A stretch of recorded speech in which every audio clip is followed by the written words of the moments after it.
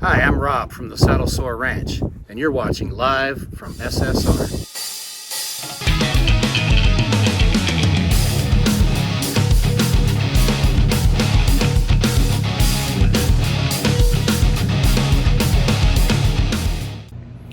Alright guys, so we just got through unboxing our Predator 3500 super quiet inverter generator. Watched a ton of mods on it, things that we've wanted to do. So here's what we've done so far. Pop off the side cover here, you have the charcoal canister, which tends to get clogged up and makes the generator run rich. So a ton of videos out there on how to do that. It's really simple. So what happens on these charcoal canisters is whenever you overfill the gas, which is very easy to do because it's hard to tell it's full until it's already full. So 9 times out of 10, you're overfilling this gas tank. So what I did is I disconnected all the hoses and I shuffled around in my garage and I found a little connector here. I don't know that it's meant for gas, but whatever, I'm going to use it anyway. And I connected the overflow hose from here, which is this hose here. I connected that to the smaller diameter input hose from here, which this is where the gas comes when it overflows. So now if I overfill the tank, rather than coming through this hose into the gas, into the charcoal canister and going through the whole system like we talked about, now it'll just come through there here and then go right into the drain hose to keep it from running rich and running bad. Some people just leave these hoses hanging when they disconnect them and just let whatever fuel just drain off into here. I didn't really want to do that. We also replaced the spark plug with the NGK, which a lot of people talk about. Some people will tell you it doesn't make a difference. Some people will swear by it. But either way, we did BBPR 6ES on that. So we replaced that spark plug as well. We haven't even fired this thing up yet. I mean, this is literally straight out of the box. And the spark plug is just right behind this wire here. You just pull that cap out, the spark plug is right in there. Very easy to change. As for the spark arrestor, when you take off these 2 nuts here and pull this little silver cap off, you'll have these 2 items in there. Okay, you have this screen and then this screen. Okay, so this screen here is actually inserted into the pipe, and then the smaller one goes just on the inside right there. But you see, you can hardly even see through this thing. So it doesn't take much to get the spark arrestor clogged with carbon and soot and things like that.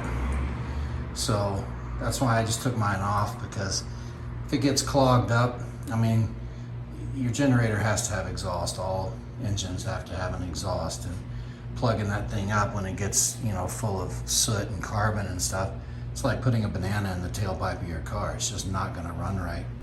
And then we just put this cap back on here. There's nothing in there, but just, you know, for looks, we just screwed that back on there. I'm not concerned about anything catching on fire. I'm out in the desert and all I got sand and rocks, and those don't burn too well. I've tried. And also putting the dielectric grease on the battery terminal connections. That's something I always like to do too.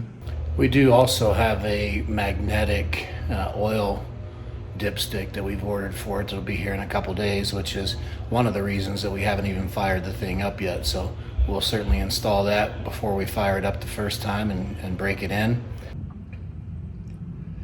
All right, so the magnetic oil drain plug finally came in. So you see I put it right there where the oil goes in.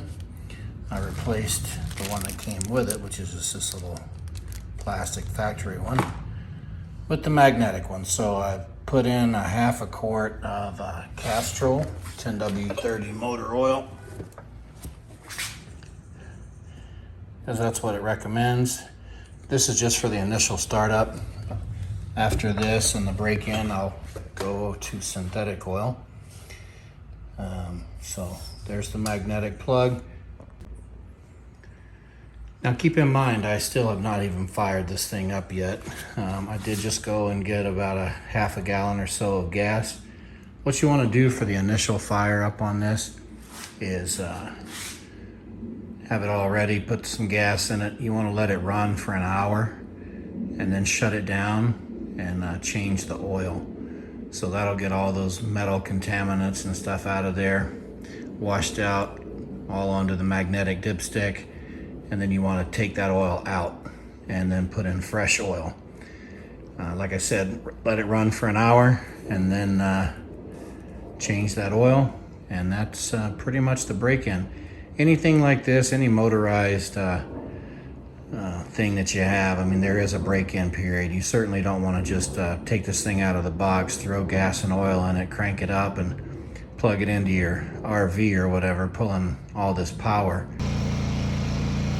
So I fired it up for its first run. Got it in there running now. Let's go take a look.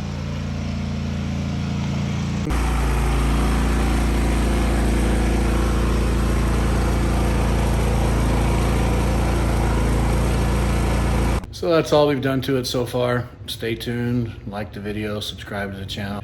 We'll show you other stuff that we do. Maybe a remote start, who knows. But one thing we'll definitely be looking at too is a wheel kit, or a wheel upgrade of some sort, and make it easier to roll around. We use this generator out on our off-grid property, and so we definitely need some bigger wheels for it to roll around easier. So those were the things that I did to my Predator 3500. I watched a ton of videos. You know, everybody has their own things that they want to do or like to do or whatever, their own preferences.